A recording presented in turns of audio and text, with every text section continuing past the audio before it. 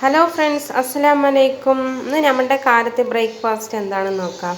ഇത് നമുക്കിന്ന് ചപ്പാത്തിയാണ് കേട്ടോ. ഇത് ചപ്പാത്തി ഇവിടെ ചുട്ട് വെച്ചിട്ടുണ്ട്. പിന്നെ കറി വന്നിട്ട് ഗ്രീൻ പീസ് കറിയാണ്. ഗ്രീൻ പീസ് മസാല കറി തേങ്ങ ഒഴിച്ചതാണ് കേട്ടോ.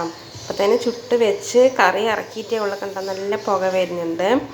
ഇന്ന് കുറച്ച് സമയമായി നാസ്തയൊക്കെ ഉണ്ടാക്കാൻ. ഇന്ന് നമ്മുടെ അഫ്സൽ മോൻ്റെ മദ്രസയിൽ ഒരു PTA മീറ്റിംഗ് ഉണ്ടായിരുന്നു. അടുത്ത് തന്നെ മദ്രസ ഉണ്ടായിരുന്നു. അപ്പോൾ അതിന് പോയി പങ്കെടുക്കണമല്ലോ, രക്ഷിതാക്കൾ പോയി പങ്കെടുക്കണമല്ലോ. അപ്പോൾ ഞാൻ പോയിട്ടുണ്ടായിരുന്നു.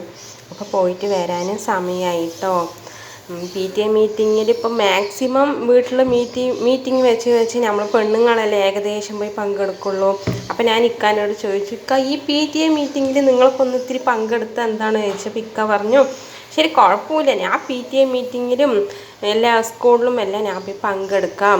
പക്ഷെ നീ നാളെ ഇപ്പോൾ ചോദിക്കുമല്ലോ, ലോണിൻ്റെ അടവ് ചോദിക്കുമ്പോൾ ഞാൻ PTA മീറ്റിങ്ങിന് പോയി എന്ന് പറഞ്ഞാൽ നീ വിടുവോ?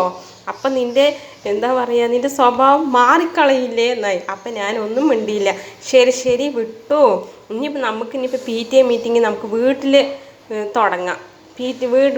PTA മീറ്റിംഗ് പറയുമ്പോൾ കുട്ടികളുടെ പഠനം ആയിട്ടുള്ള കാര്യമല്ലേ.